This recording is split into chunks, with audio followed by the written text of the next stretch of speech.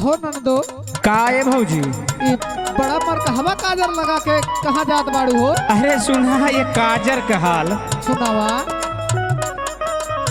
ना लगई बई भौजी, ना लगई बई भौजी, ये काजरवा बेईमान ना लगई बई भौजी। ये काजरवा बेईमान ना लगाऊ बे भौजी, ये काजरवा बेईमान ना लगाऊ बे भौजी। ना लगई बई भौजी है ना लगई बई भौजी, ये काजरवा बेईमान ना लगई बई भौजी।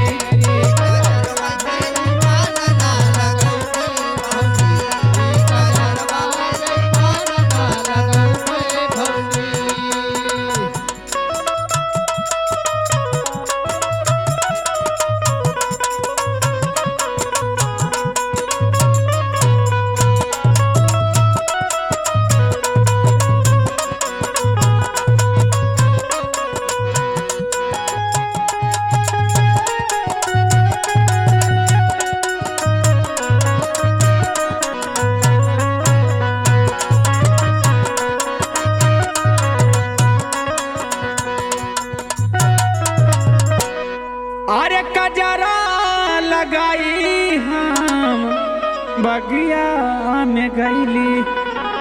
सुना तो भौजी, सुनता ही हो।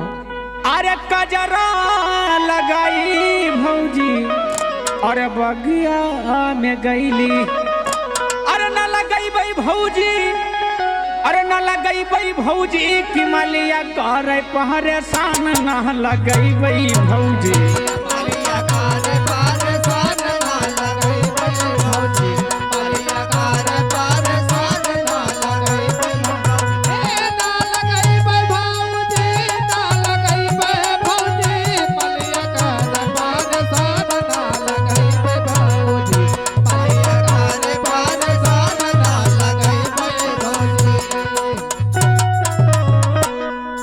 अरे कजरा लगाई भौजी और गईली हम कुआनमा। अच्छा। अरे कजरा लगाई भौजी और गईली हम कुआनमा। अरे न लगई बई भौजी, अरे न लगई बई भौजी कि महरा करे परेशान न लगई बई भौजी।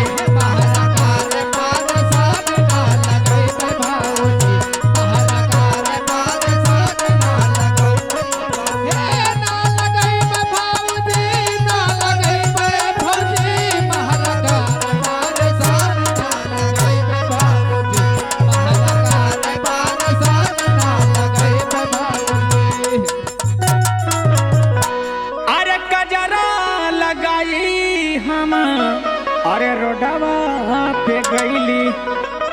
सुन तो ये भौजी, सुनता नंदो। अरे कजरा लगाई भौजी रोडवा पे गईली।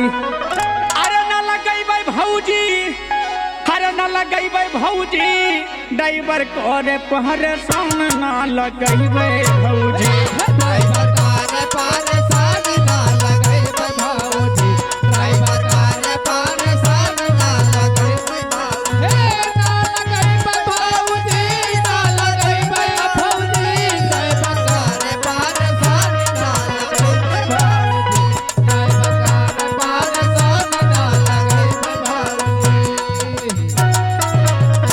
अरे कजरा लगाई हम और गईली जब से जरिया।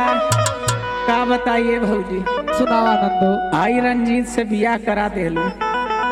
अरे कजरा लगाई भौजी अरे गईली हम से जरिया।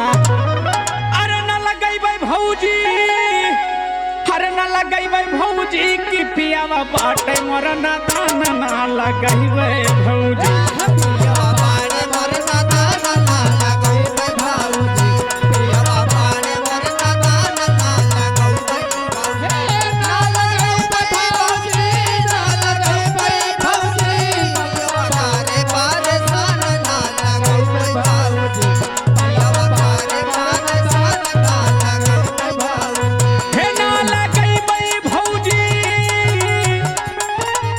अरे न लगई बई भौजी